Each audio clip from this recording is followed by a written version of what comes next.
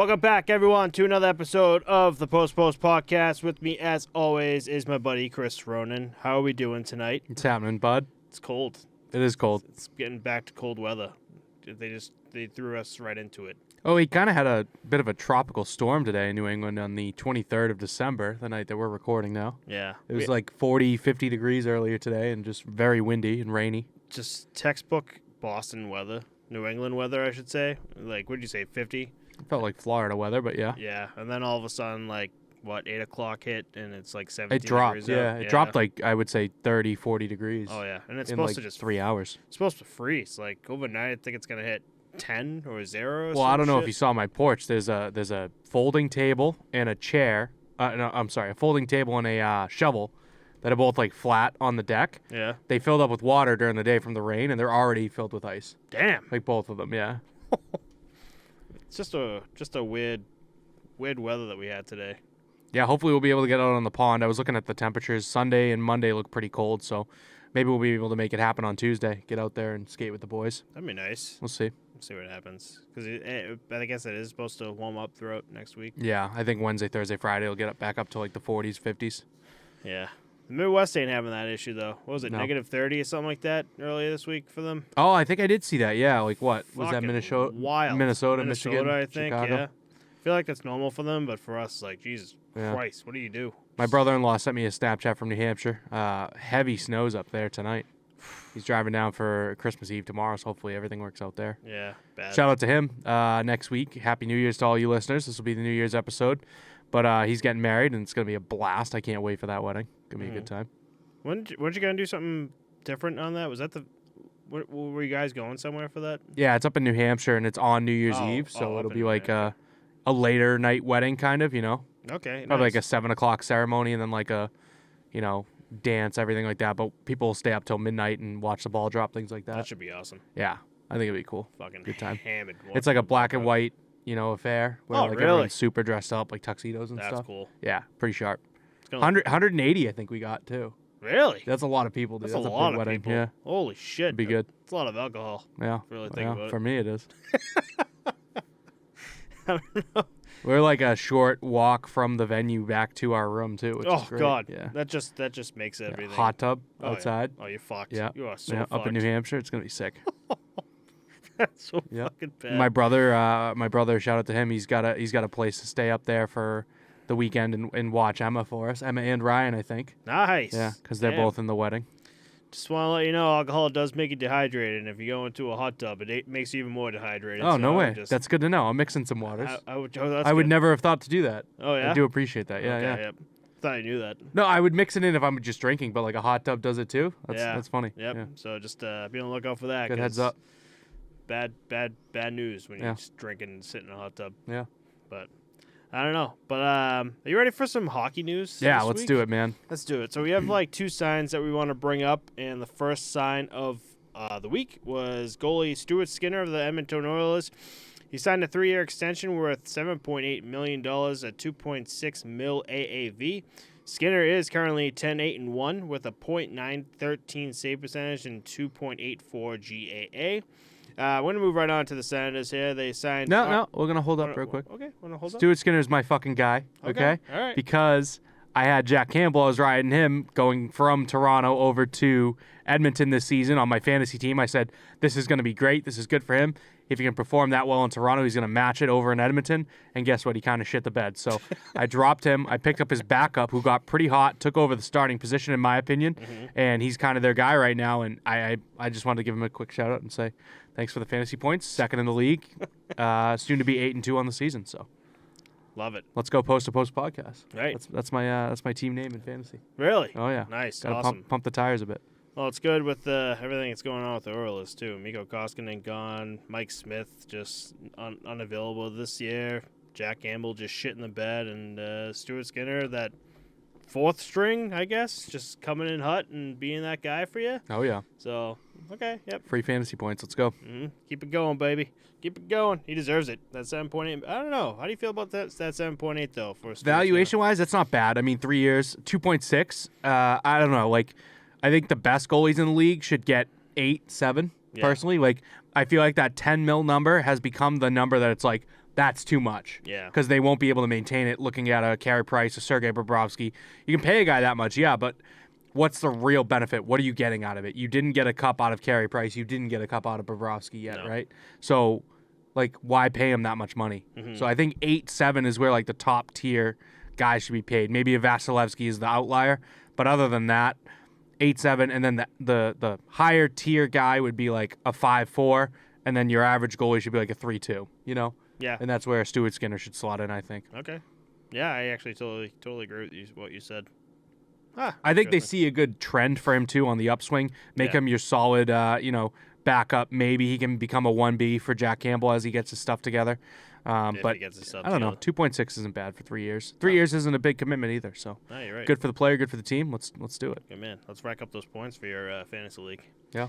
All right, so moving on, we got the Senators here. They signed Autumn Zub to a 4-year extension worth $18.4 million, which is $4.6 mil AAV. The defenseman has 2 goals and 2 assists in 14 games played this season. He was signed in 2020 by the Sens after coming from the KHL. He's been out since December 2nd with a fractured jaw. That's something to think about, but...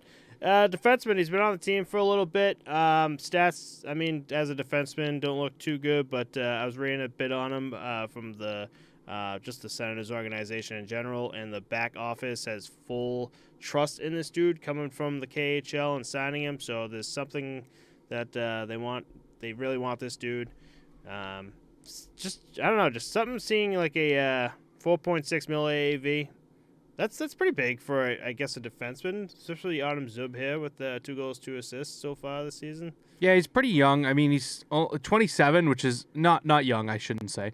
But I didn't realize how long his career was over in Russia. He's played 7 years in the KHL, 3 years in the NHL, all for the Senators. Only 1 full season last year for Ottawa, 6 goals, 16 assists. I think 4.6 is a little high, but when you look at the team that he's on, that's where the money comes from. This is another team like Buffalo where they're able to get away with paying league minimum for X, Y, and Z. So now that frees up some cap room to give your second line defenseman, which is where I think Zub slots in here. You can give a guy like that a little bit extra money. And, 4.6, 4 years. As a player, I'm thrilled with that, being that guy. But as a team, I'm not over the moon. I'm like, yeah, we got a guy locked in, basically, Right. That's how I look at that. Yeah. They see something in him. And his agent's putting in the work, He's been out for 22 days with a fractured jaw, and he's still working on the phone. So, let's get that contract signed here, huh? Not even on the ice, and he's getting signed. Getting paid, baby. Damn. Gotta get me. Hey, remember me? You miss me? You miss me? Pay me. I'll be back. 4 years. 4 more years. 4 more years, like a baby. President. Yep. Moving on. Actually, we're going to stay with the Senators here. For the Senators fans listening here, you guys know him by the Hamburglar. Andrew Hammond announced his retirement this week. Hammond decided to hang him up after an ankle injury he suffered in 2021 with the Montreal Canadiens. The Hamburglar played most notably for the Ottawa Senators from 2013 to 2017 before moving to the Avalanche, Canadiens, and then the Devils. In 2014-15, he was called up to the Senators and posted a 21-2 record, which helped the Sens get them to a wildcard spot for the playoffs. So, kind of an unfortunate event for Andrew Hammond here. He kind of had like a up and down kind of career. Again, like going back to that whole Senators thing, that's where he really flourished. But kind of sucks to see a ankle injury of all things be the one that shuts that shit down for some reason. Yeah, that one season, 21-2 record, like, how did they not sell higher on this guy? Like, he probably could have been, he had the record to show that he could have been something, and it's just kind of, like you said, an up and down career. And, I mean, it ends up just being, like, an average guy that played, under 100 games, I imagine, for the league. Just hung around. So it kind of sucks, but we almost thought, I believe, at the end of that 2015 season, like, this is going to be, like, a staple name, a household name in the NHL, with people throwing fucking McDoubles on the ice, you know? Yeah. It was insane for a little bit there, but definitely one of the goalies of all time, right, Matt? Fucking hate you. I don't know. I can't remember what the original thing you said. Was it even hockey? It was No, something. I don't know. I can't remember It was what it fucking was, hilarious, but though. it was something I liked, and you were just like, yeah, he's the greatest thing of all time. No, I didn't say greatest. You said greatest. No, what did you say? I said one of the goalies of all time. One of the somethings something of all like that. time. And then I just read it. I'm like, this dickhead.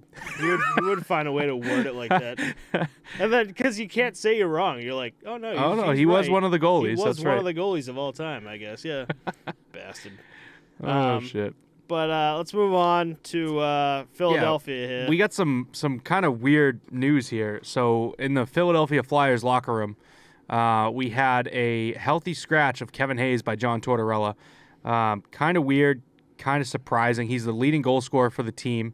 There was one kind of odd play where Kevin Hayes is at the offensive blue line and fumbles the puck a little bit, and it gives up like a 2-on-1. The team goes down. They don't end up scoring, but Tortorella's trying to, quote, develop a culture in the locker room and, create a new vibe, I guess is the word I'll use. Mm-hmm. So he decides, hey, I'm going to send a message like, it doesn't matter who you are, I can bench you. I'm coaching every player the same. Hayes comes out a couple of days later and says, he's the coach, I'm the player. Like, at the end of the day, it is what it is. Yeah.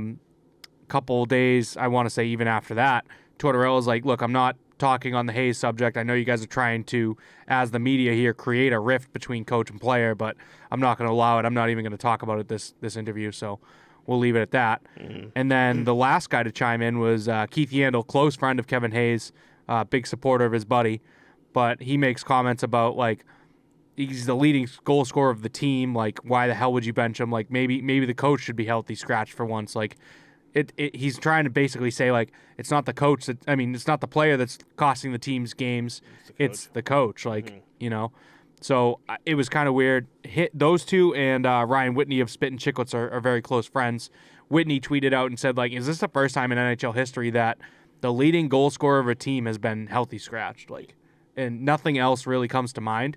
My only thought process for this is, let's look at, very, very bad, like, lottery teams of the past and see where someone may have been healthy scratched that no one in the league was looking at. But because it's the Flyers, because they're underperforming and Tortorella's the coach, it's the perfect storm where spotlight Kevin Hayes on the bench, Yeah, 100%. I don't know. We talked about John Tortorella coming in. Like, Torts is supposed to be this coach that's gonna come in and reset, like, the entire Flyers team that's been fucking ass shit for the past, like, couple seasons now, especially with the fucking hurting Carter Hart and just team in general. So you would expect you definitely expected some kind of, like, Torts type of, like, old school coaching that he does. Yeah, one of the first things we saw this season too was training camp when the players are keeled over on the ice. Remember that? There were like six guys just fucking throwing up and shit. Yeah. I mean, he did the same thing with the Columbus Blue Jackets, New York Rangers. Like, this is just Torts, we watched a video of some guy kind of explaining this, where his thoughts and opinions were just like, this is just a way for Torts to get the best out of players and make them play up to their potential. And I feel like I could kind of see it. And then I saw, I don't know, who was it? Who was he yelling at? It was some Columbus Blue Jackets player when he was Pierre-Luc Dubois. It was Dubois. He's like in his fucking face, screaming at him on the bench. Immediately requested a trade after that. Right, exactly. So it's really like, it's polarizing. It's old school versus new school, and I think it's become the tipping point where it's not going to work. And the Flyers had no real option but to say, hey, we need to shake everything up here because of how bad we were last season. Yeah. John Tortorella is the guy to do that. I don't blame them for it. I think, like, it's a good thought process, but benching the leading goal scorer of the team, going up against a team that's on a 5-game win streak became a 6-game win streak after a 6-3 loss with Hayes riding the pine. Like, right. I don't know. I don't see what the cost-benefit analysis of this is, how it's going to be positive, Yeah, I don't know either. It was close, that game. It was actually 4-3. 2 empty netters, I think. Yeah, 2 empty netters. But it was just like they kept trailing. That was the biggest issue. But even though trailing, they were, like, still close with the Rangers. I think mainly because they had their backup Yaroslav Halakin. I don't think he played that much this season. Now I'm thinking about it, so maybe it might have been cold. But yeah, a lot of games for Shesterkin, definitely. Yeah, but it just, I don't know. With that said, though, it's just like, I don't know, you're hurting. And then we were talking about the leading goal scorer, Kevin Hayes, for the Flyers, which is not saying much. I'm not saying he's a bad player at all, but 9 goals is leading goal scorer for an entire team at this point in like the league. And no offense, I don't look at the Philadelphia Flyers and say Kevin Hayes is their guy that puts the puck in the back of that. You know, you'd think it would be someone else. Right. So I don't know. This is just, again, just a rift. It is, I guess, fans and media trying to make a rift into shit, and I don't know. We'll see. Kevin Hayes is going to be back or back already, and we'll see if anything changes. But yeah, just more torts news, I guess. Did you have any, like, what was your opinion on this when it happened? Yeah, I saw it. I kind of like, said it. I feel like I explained it pretty well. I just saw it and I was like, this is just torts being torts, but in a bad way. In a bad way, though. Yeah, like sitting like your best player. I don't know. That's like, imagine if Torts was like the head coach of like the Washington Capitals, right? And then all of a sudden they had like a fucking bad skit, and he's like, I'm gonna fucking bench Ovechkin. Yeah, well, I don't know who the coach was last season, but the Flyers, they benched, Jesus Christ, Keith Yandle to end his Iron Man streak. Like, that's pretty much the equivalent, don't you think? Oh, that was Florida Panthers, right? Yes, Jesus Christ, idiot. Yeah. But same thing. Like, I don't know, you said Torts over to Washington if they bench Ovi. Like, I see that in a similar way. Like, you can't find anyone else in the lineup to fucking bench than the guy that has the league record for Iron Man streak. Like, right. It just doesn't make sense to me. Yeah. Where a team like the Arizona Coyotes are going out of their way to make sure that Kessel gets to skate one shift so he's on the ice and then can leave and go see the birth of his child, you know? Mm-hmm. Like, these guys are doing, like, extra things to make sure that their players are happy while also, you know, maintaining certain, I don't know, kind of cool little things they have going, you know? Exactly. I don't know. It is what it is, I guess, at this point. Just got to take it as is and just see what happens. This might cause rifts. Now that we're talking about this, I think give it some time. I think we might be seeing some another. Who's the guy from Columbus Blue Jackets that requested a trade? Luc Dubois. Yeah, Pierre-Luc Dubois. We might see another Pierre-Luc Dubois situation for the Philadelphia Flyers if Torts keeps his torch shit up. I don't think it's all on Torts at the end of the day, but I do agree that you might see a guy saying, hey, fuck this. Right. I think that Philadelphia is just underperforming so poorly that guys are definitely going to want out, and it kind of sucks to see. They gave up early on, I think, a Shane Gostisbehere going over to Arizona, but I think you could see the same thing happen with a Travis Konechny or guys like that. Like, fuck this. Like, it's almost like not fun. It's like playing for a Bill Belichick where it's day in, day out, work, and there's never – you win a championship, and it's never like – let's have a day off and have fun. It's right. About what we're doing next, you know? So some crazy news that happened from Thanksgiving on to actually this week where the news actually just dropped. Alex Pietrangelo missed several games due to his 4-year-old daughter who got the flu over Thanksgiving and developed a lesion on her brain and lost all motor skills, eating, walking, talking, and even opening up her own eyes. Thankfully, after a few weeks, she improved a lot, and doctors told him they expect the daughter to make a full recovery. This is fucking insane news. Like, I read it, and I'm just, like, it's one of those news where you just, like, have to, like, it's like a 3-take, you know? I'd be like, did I just fucking read that right? And that's just wild that, like, something like your son, your daughter can just get the flu and like out of fucking left field, like this shit can happen. As a parent, man, it's like just something I don't even want to think about. Like that's so scary, you know? Right. It's like I can't imagine in Alex Pietrangelo's like shoes too. Like you're like I gotta fucking go. But I watched a Bruce Cassidy came up. He did a interview and. He actually talked about Pietrangelo getting ready to come back. And he did it so respectfully, too. He was basically like, I'm not going to get into the nitty-gritty, but like we're very happy to have him back, and he's happy to be here, and he's in much brighter spirits. And yeah, stuff. brighter spirits. Thank you. Yep. Jesus Christ, couldn't come up with that one, but no, that's fine. Yeah, I thought it was really cool to see the way that Cassidy handled that professionally and everything. And then there was a tweet about how, you know, Pietrangelo, now that she's better, like his eyes lit up talking about her, like in a sense back to normal, walking around and doing things, you know. Like, right. I can just relate to it so much now. Like it's so cool to see. But such a scary situation to be in. That's crazy. Right. I'm sure it's such a fucking like weight off his shoulder, you know. Yeah. But as I'm reading that too, I was like, damn, I got like it's gonna be sad news for like the next like 10 minutes or so, because we have two unfortunate passings that happened this week. London Knights Abakar Kezbekov passed away this week at the age of 18. Kezbekov moved from Moscow to Toronto 3 years ago to play hockey.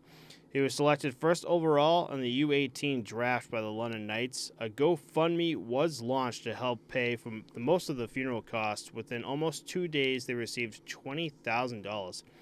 The family is going to hold a private funeral this week. Kezbekov's family reached out to the Russian consulate, but did not receive cooperation with respect to transferring him back home in time for the religious requirements of burial in the Muslim faith, and that's because of the whole Ukraine war situation. So, unfortunate for like a family to be able to, unfortunate one for the family to have to go through this. Another unfortunate thing where a war can just kind of like halt like a religious like funeral and like a send off of like a family member. So that actually sucked to read, but yeah, definitely our condolences go out to the family and him. It's fucking, that's just wild, dude. 18 years old, dude. That's insane. And then we have another passing as well. Dale Harrop of the New Zealand national team passed away at the age of 33 in a tragic surfing accident. Harrop started his career with the Canterbury Red Devils before joining the West Auckland Admirals, for whom he was still playing this season. He represented New Zealand at under 18 and under 20 levels before becoming a member of the Ice Blacks and representing the national team at 10 World Championships. Just another fucking crazy one, too. Surfing accident, too. Like, accident. In my opinion, like, it almost seems like you really can't have, I mean, I guess drowning, but when it comes to surfing, like, there's no real hard structures to be hit with. There's your board, there's the water, which isn't going to, like, you know, hit you hard in that sense, but, like, that's crazy. Yeah. Unless he's on one of those wild, 20 feet waves, like, big drop. I don't really know. There wasn't a lot of details about what exactly happened, but it's just nuts to see someone pass away from surfing. Yeah. Outside of, like, a shark attack, which is rare, few and far between, things like that. But rest in peace to him, 33 years old, doing what he loved until the day he died. So rest in peace. It just said he was struggling in the water, and they tried to revive him, and they just couldn't get him.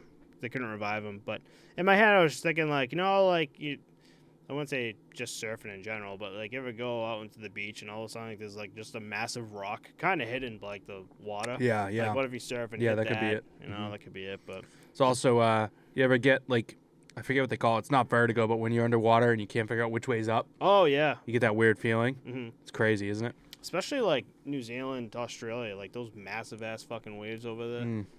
Oh, man. Yeah, that makes sense.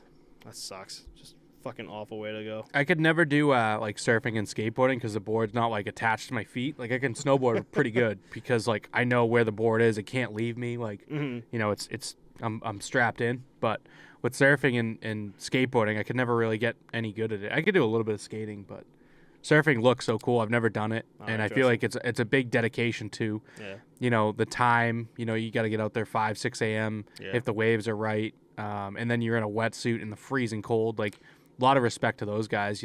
20, 30 degree water, and they're out surfing in it. I had a guy that retired years ago. I guarantee this dude's still alive. He's like an older guy, but just like looked young. He's one of those guys that just couldn't sit around. He was always active and shit. And he lived out in Hull, and the Nantasket beach there. He during the wintertime, it could be fucking like 10 degrees out, and I'd be at work and be like, yeah, this morning I woke up early, decided to hit some waves at Nantasket. And I'm like, in the wetsuit? Like, are you not fucking cold? He goes, yeah, but I enjoy it. And I'm like, dude, at like your age doing that's I wild. Like wake up in the morning. I don't even want to get out of bed in the wintertime. Like, it's probably like 65, and I'm like, no. You know what I mean? Like, it's freezing. I think last time I talked to him, I was probably like 26, 27 years old. And even that, I'm looking at him like, dude, you're going to outlive me with that attitude, That's wild. Dedication, man. Right. Oh, skateboarding, too. I used to skateboard all the time growing up. The grip tape really helps. Yep. Stay on there. But did you say you snowboard? Yeah, I snowboard a lot, yeah. Snowboarding scares the shit out of me. Why? Because you're stuck.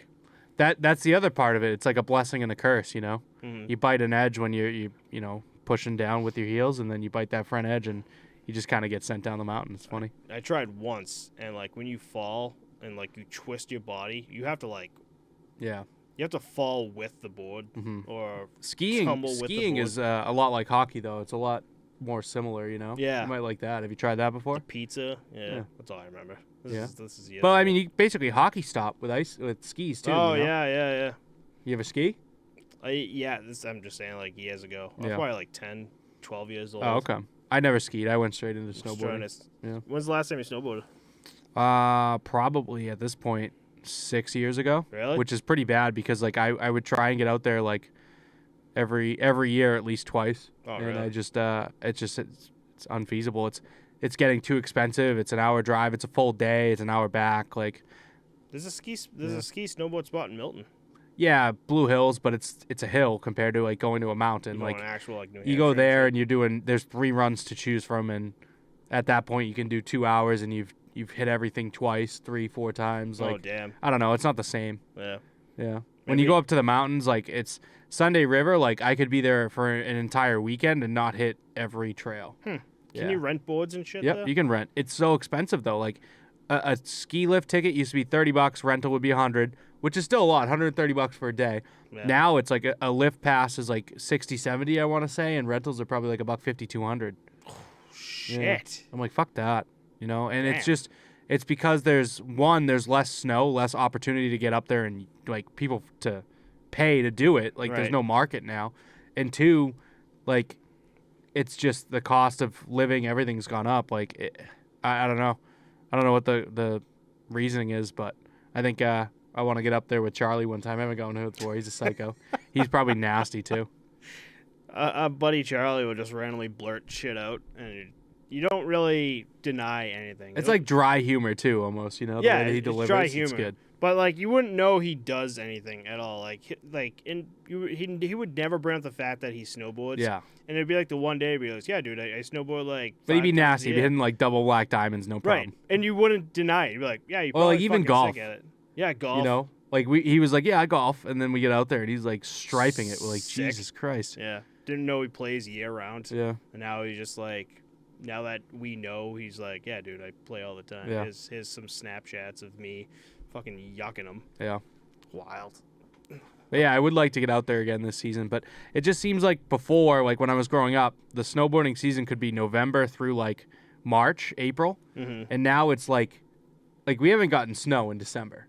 There was one good week last week that all my skier friends were talking about, like, oh, we went up, last week, 2-3 feet up in New Hampshire. They got blasted. But that was, let's call it December 17th.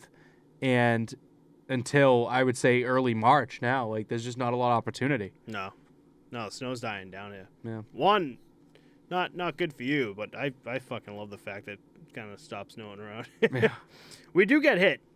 It's been just later. It'll be like February, March. Yeah, I think the seasons have honestly shifted like a month. Like September kind of felt like summer. Yeah. Even December felt like fall. Mm-hmm. Right? Like right. November was still January, February, March is probably winter now.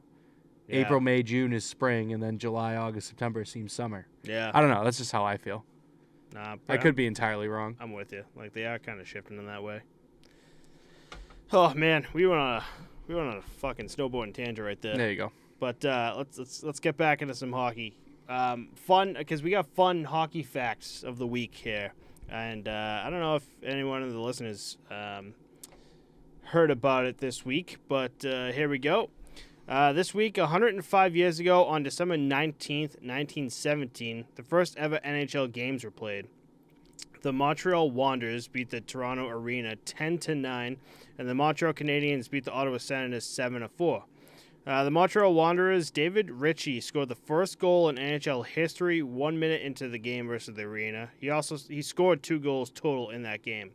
And then another interesting fact, Georges Vezina played for the Montreal Canadiens that game. Vezina would pass away in 1926 of tuberculosis, And in honor of him, at the end of the 1926-1927 season, the first Vezina Trophy was awarded to Canadians George Hainsworth.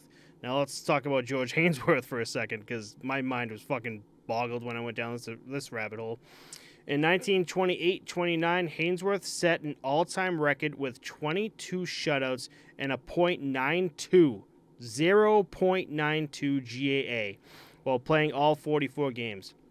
In 1930, he set an NHL record that still stands, going 270 minutes and 8 seconds without allowing a goal during the playoffs for the Canadians. Holy shit. And goaltending back then was different. Like, Yeah, they weren't different's a good wearing way to put it. shit at all. That is just like, it makes me sick to think about that. Like 22 shutouts and under 1 goals against average for half of an NHL season that we see as our standard today. In a time where goal scoring was at, one of its highest times. Mm-hmm. Goaltending and its pads were so different. And then 270 minutes of playoff action without allowing a goal. Like, that's just unheard of. That's insane. That is insane. So that's 22 shutouts in 44 games. That means literally half the season he was just shutting everyone out. Can you imagine that as like a player from another team just looked up or the even net just and another just playing team tonight? going into a game and saying like, this guy hasn't, this guy's his goals against average is under 1, and he has half of the games he shuts us out, shuts teams out. And everyone on the bench like, I should have just fucking worked overtime in the coal mines. Going through this exactly. Shit. It's crazy how long it's been. 1917. That's fucking wild. 105 years ago. NHL. That is fucking insane. But it's crazy how like almost right the fuck away like these names just appeared. Vezina. That's like this day is like one of the biggest trophies just in NHL and sports like history. And then for it to be passed on to a goalie, Greg Hainsworth, that's like still holding records to this day is pretty fucking crazy too. So like right away, like NHL was just blowing up. So that was just interesting to me. 105 years of NHL. That's cool. And even before then, they had hockey leagues. It wasn't the NHL. It was, oh god, I already forgot. I was just looking at it on the wiki. It was like 2 other leagues before this, and then the both leagues I think joined and became the NHL. And here we are, 105 years later. There we go. That's fucking wild. Can you imagine? Imagine if we like built a time machine, right? Just went back in time, just grabbed like these guys, just brought them here. Be like, hey, this is what the NHL looks like in 2022, and just put them up against like. Or even vice versa. Take your bag of goalie gear with you and play.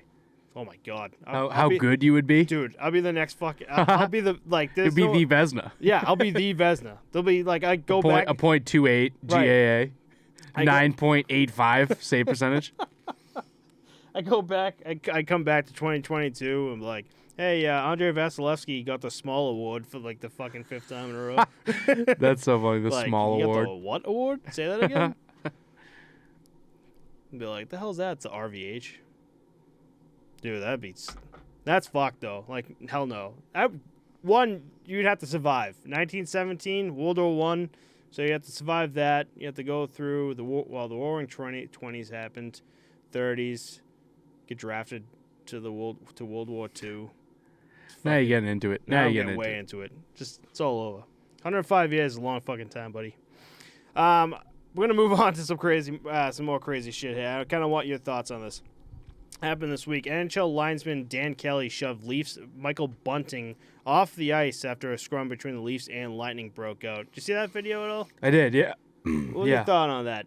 He got him nice. I don't know. I didn't think that he was like shoving him. Like I would say he was guiding him. He was directing him. Like shove would be to me like when you shove someone, they should fall over. You know what I mean? Yeah. Right. Like that's what that word means to me. Like even push, like they should fall over. Like. He's kind of like bringing him to the bench. He gave him a little extra, but like, I don't know. I didn't have anything wrong with it. I think it's fine. I think the referee has to do what they need to do to maintain their job on the ice. And if he thinks that, this guy's out of the play, he's, skating as if he wants to get back into it. But his minor, his major, whatever he ends up getting is going to mean he's going down the tunnel anyways. Like, right. Here you go. This is where you're going. I actually enjoyed this, to be honest. Of all the shit the referees go through, it was kind of nice to see this referee just like not take any shit and be like, hey, get the fuck off the ice, like get back. Yeah. I was fine with it Nice too. little push, And I yeah. think it wasn't like I said, it wasn't like a shove or a push where he's getting hurt, falling down, anything like that. It was like he had him by the jersey, so he had that extra wiggle room where it looked worse than it was when he's bringing him there and he's sending him where he needs to go. It looks like a full-on shove because his jersey's going entirely left to right across his chest. But yeah, just looked a lot worse. Yeah. Imagine we could just find a referee. Dude, the clips we've seen online lately have been fucking insane. Like, I saw it had to be youth, maybe high school or middle school. The kid used his stick like a fucking, like the thing you see at the circus when you're trying to bring the hammer down and send the thing up to hit the bell. Oh, yeah. Like over the kid's head and then coming down again 2-3 more times. Like And as a the shit referee, we're you gotta hop seeing. into that Yeah. shit. Yeah. The shit we're seeing is just ridiculous nowadays. So, Yeah.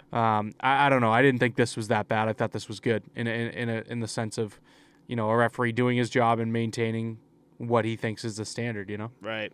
And I don't know if this happened a while ago. I don't know if we even brought it up on the podcast or we even had it on our notes. We might have skipped it. But you ever see this is a while ago. I don't know if you remember, but I remember it. It was like a 16-year-old kid, 17-year-old kid, like training to be a ref.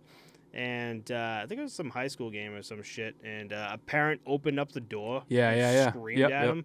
Like the shit they go through, especially at like that age, man. It's just That's why, like, wild. even our men's league, like, there's no one that wants to or is willing to referee because it's just the most thankless job in the world. Everyone is a fucking asshole to the refs for literally no reason. No like, reason.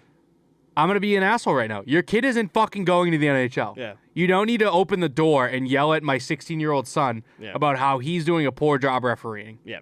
I've actually been backing up refs now. Like, if my normal refs, like, they're all cool and never really have, like, we never really give them an issue at all, but we've come across, like, a few refs. I remember our first game, what was it? It was against the Terriers at the, next to Dedham there. It's not the Dedham rink. It's like the newer rink there, the Norwood rink. I can't remember what the fuck it was.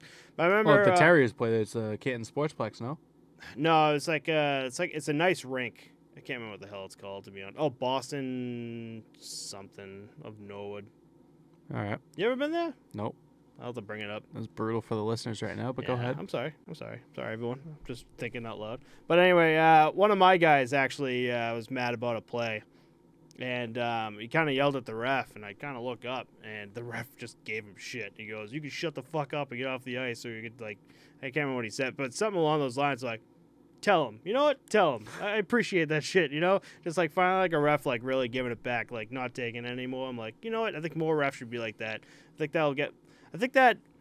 think if more people see, like, refs, like, not giving shit like that and actually pushing back, I think people, especially, like, maybe hockey parents and, like, players will actually think about what they say, because I feel like a lot of people do it because they know a ref can't really do anything about it, but if they have... I don't really know if that's why. I don't know what the justification and the thought process is behind it. It's the same way that people yell at an umpire, but, like what benefit does it get? I understand asking the referee and, like, seeing, like, what their thought process is, but, like, I want to say I guess it's just heat of the moment, but it doesn't make sense to me as a fan, like, as a parent, Right. why you would do that, because there's no other situation in life that you would do that. Maybe it's the glass in between you that makes you think in the process of, like, when you're in a car and someone cuts you off, you pull up next to them, you give them the fucking bird, right? Right.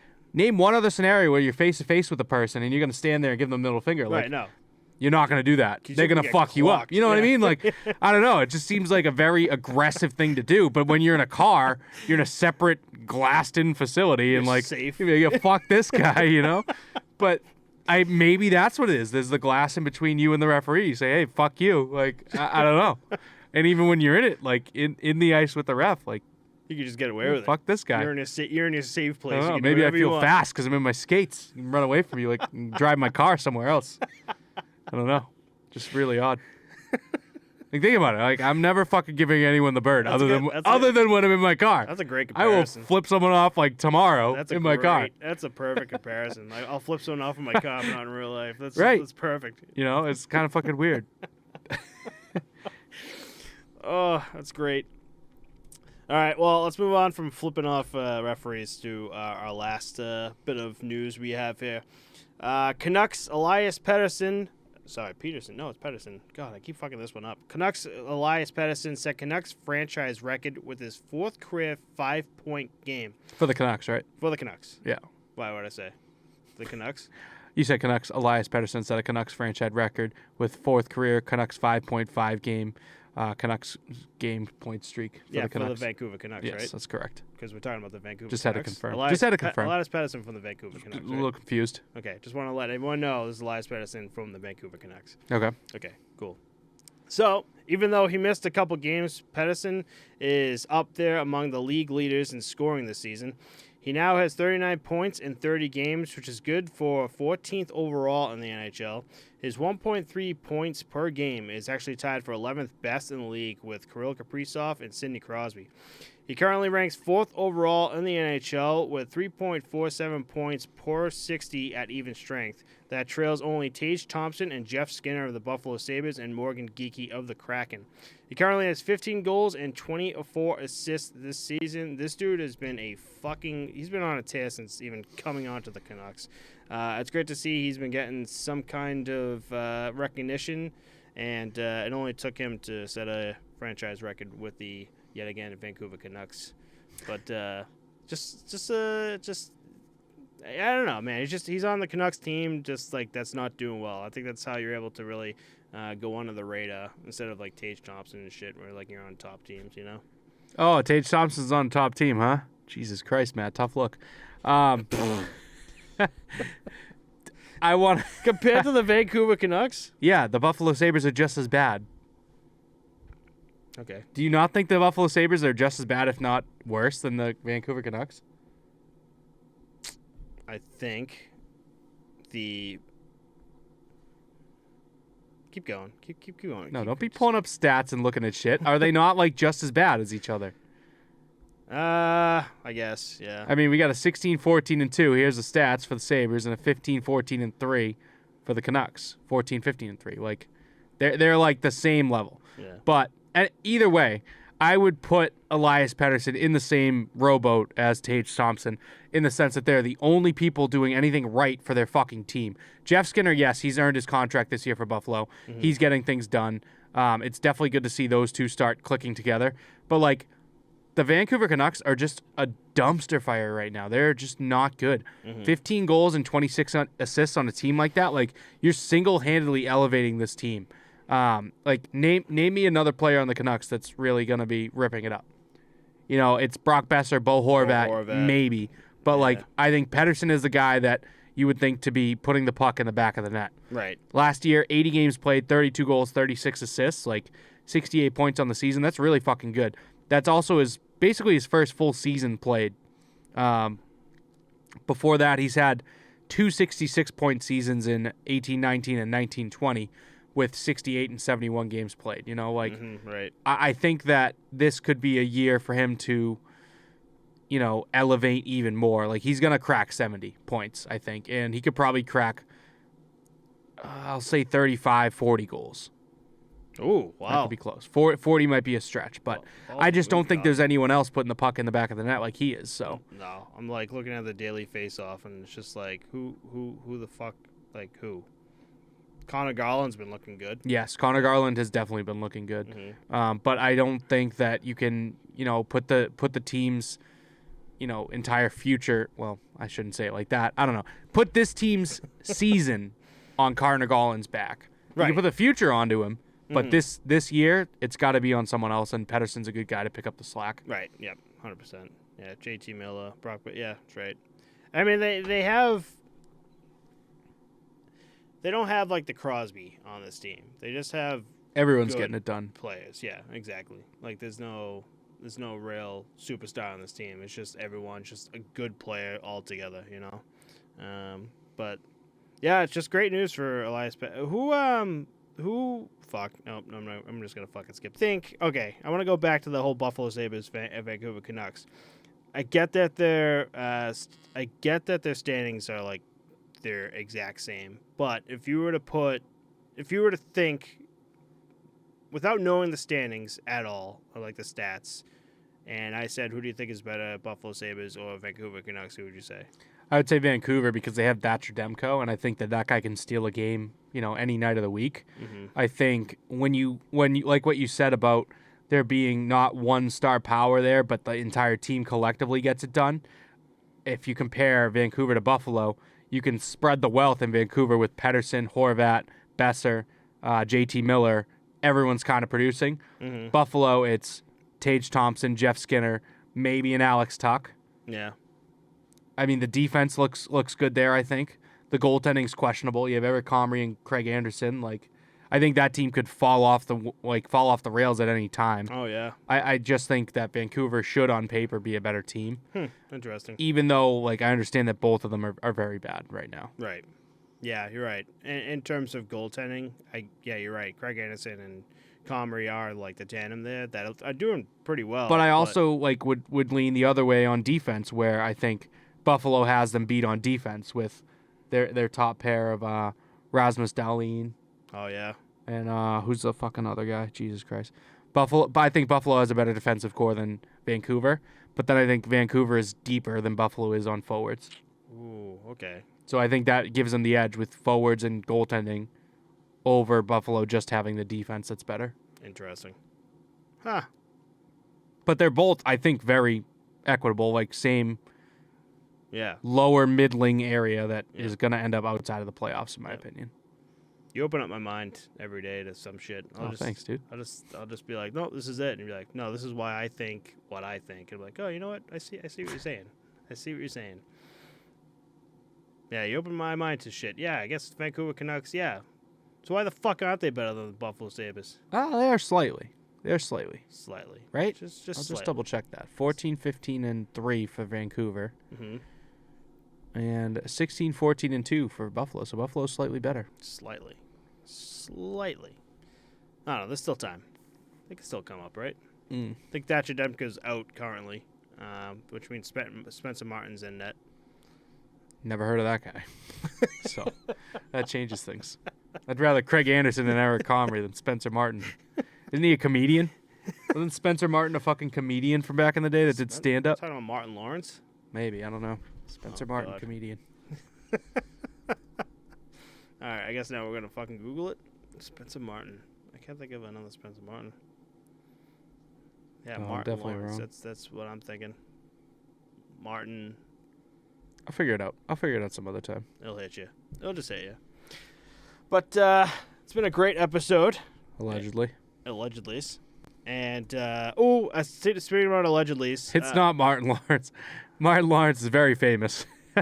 I know his face. I didn't know his name. Oh, really? Yeah, I know. I didn't know shit. his name. I'm thinking of Spencer Martin. I don't know who I'm thinking of, but it was some skinny white dude that was nerdy comedian. And then I Googled Martin Lawrence. I'm like, this is not who I was thinking of. Very famous comedian. Martin Lawrence, hilarious. Spencer Martin. Martin that you think, it's going to hit you. I'll figure it out. I'll let you know who it is. All right, cool. But, speaking of allegedly, I finally gave you my Hulu account, and you're finally going to fucking watch Shorzy. Oh, yeah. Put it on me because you fucking put it off for 2 months giving me your login info. I did fuck up, by the way. I think it was for a month straight I'd come over to record, and you were just like, can you sign into your Hulu account here? I'm like, yeah, sure, I'll do it after the podcast, and I'll just leave. It's Dimitri Martin, who I was thinking of, not Spencer Martin. I know Yeah. exactly who you're talking Yeah. about. Yep, So now think about that, and then Google Martin Lawrence, and I'll be like, this isn't who I was talking about at all. We'll do a little side-by-side right here for you guys. A little Dimitri Martin and Martin Lawrence. Two different people, just all together. One's a comic legend, the other one just... Dimitri Martin had has a fucking what do they call those? Not a billboard, the thing that flips over. Yeah, it's like an easel. He has an easel. That's how he makes his comedy. I think his best one was Comedy Central did those comedy special half hours. Remember those? Yeah, those are good though. Yeah. The random. I used to watch those all the time back in the day. Fucking time. Yeah. That's all I remember from him. I don't remember seeing any of his other stuff. I think he got good though. A few people I knew in high school went to go see him at the Wang Theater and things like that. Really? When he came around, yeah. That's awesome. Made music and shit too. I think. Oh no shit, really? Yeah. Not music, but comedy music. music, You know? Yeah. like Stephen Lynch. Yeah, similar to that. Mm-hmm. Yeah. Awesome. slightly less offensive. I would hope so. I don't think you get any more offensive than Stephen Lynch. All right, so we have some special stuff that we have for the end of this episode. It's called Old Smoky Moonshine. Yeah, if you guys remember back in the day, I think we did an apple pie one, and it was very strong. Or, you know what? I got the fruit punch one, definitely, I think we did on air. The Hunch Punch, is that what it was called? Remember that? Oh, yeah. Came in the same kind of mason jar. Yeah, you got something like that. This is going to be good, though. This is banana pudding. Moonshine always reminds me of that time before you lived here, and we're already shit-faced at your house. He goes, "Oh, dude," he goes, MK's got moonshine." He goes, "Let's get it." So like, okay, cool. So then like, instead of like a small nip thing like this, you get like it was like that juice fucking like half gallon. It's like a half, yeah. And you grab like a legit glass and you just like fill it up like halfway for all of us. And we're like, "Geez, is that enough?" And then took a sip of it. It literally tastes like apple juice. So all of us chug it. And I just remember within like 5 minutes, we go back to the room and I just sat down. I'm like, I am hammered right now. Do you remember last year when I got 2 of those from Mary Kate because she was still in? Was it last year or the year before? Still in Braintree. We got 2 of those. We saved one because she was pregnant. It was going to be for her. Once Emma was born, she could have her own. That's still up there. What? We still have that. We didn't get any this year, but we still have that. And I'm like, "Dude, I'm going to drink this on you." She's like, "No, don't. It's mine." I'm like, "Fucking drink it then because I want it." Right? It's just staring at me in the face. Yeah. Well, I'm glad we let this warm down a bit. Oh my God, this looks like milk. Smell it, dude. It smells so good. Oh yeah. Ho ho ho! How much were these, by the way? I don't know. Cheers, Enjoy it, buddy. Cheers.